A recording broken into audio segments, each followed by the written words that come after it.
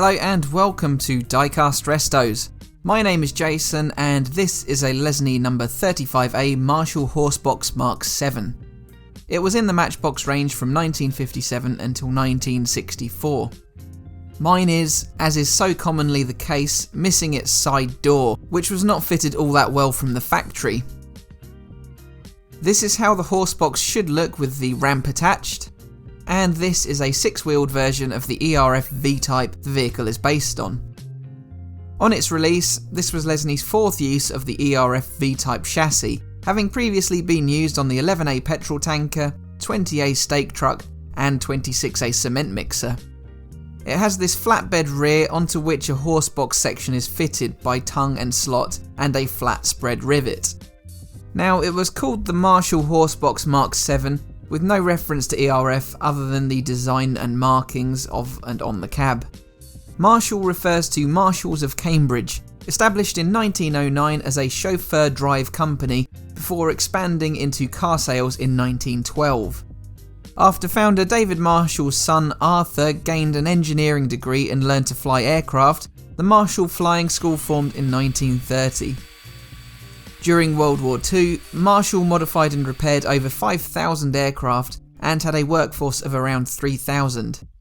Post-war, Marshall's aerospace engineering expanded to civil and military aircraft, while the garages reopened, focusing on Austin cars and trucks.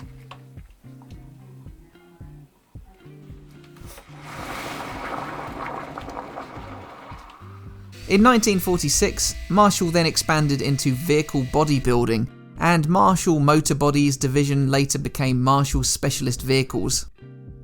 They made outside broadcast television vehicles for the BBC, radar vans for Marconi, and ambulances for the British Armed Forces. At one point, they would have produced horse boxes like this, I'm sure, though I could find no photographic evidence of an ERF V-type horse box. Through the 1960s to the 1990s, Marshall SV built mostly buses for various bus operators across the UK. Then in 1999, Marshall sold the specialist vehicle division to ERF. The Marshall Group continues to this day, turning over £2.5 billion and has over 5,700 employees. This ERF chassis now gets a coat of primer all over. The chassis is a very simple casting, all just one piece. The horse box section is quite intricate. The individual wooden slats are cast very crisply indeed. My paint strip has left no remnants in any of those grooves. And this is my reproduction side ramp. The box section I coat in TS68 wooden deck tan to try and emulate the wooden effect without being too glossy or rich. The side door will also get coated in this. I'll leave a link to the source of the reproduction ramp in the description. This coat does look very thin, but it will look a lot better after a couple more. Next, the chassis is painted in Tamiya TS8 Italian Red, a timeless shade that I've used again and again. So I'll go back to give these parts a second coat, and once they are dry, I can refit the wheels to the axles to the chassis by recrimping with my handy locking pliers. I've used chrome on the headlights and grille, which is a bit of a contentious topic. The chrome looked good on my 11A restoration before, but the A series of castings generally, but not always, look better in a flatter silver. This mint one looks very chrome-like to me though. However, my axle ends are always re-chromed in Molotow. Right, so here are my components to reassemble this horse box. First up, this loosely fitting ramp is put back in, relying on the hinges to hold it in place. No wonder so many are missing on pre-loved examples. Then to refit the body. The rear connects via this tongue on the chassis to a slot in the horse box. Lastly, I push down over that flattened split rivet to complete the restoration. So this is how my 35A Marshall Horse Box Mk7 looked to start with.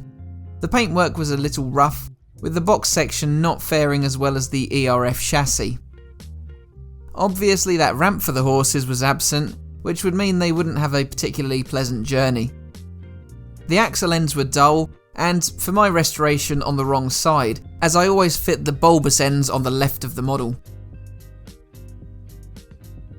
So here's how my murky Marshall now looks. First thing I notice is those axle ends, as I just said. I think the brightness of the white turntable and the background make the chrome appear more garish than it really is. That reproduction door is a good quality piece. Its grooves are roughly the same depth as that of the original ramp. The TS68 tan is a little less rich than the almost peach shade used on the casting, though I prefer it this way personally, adding more realism. The red on the cab is as perfect as ever. I can't recommend the TS8 enough, one of Tamiya's best.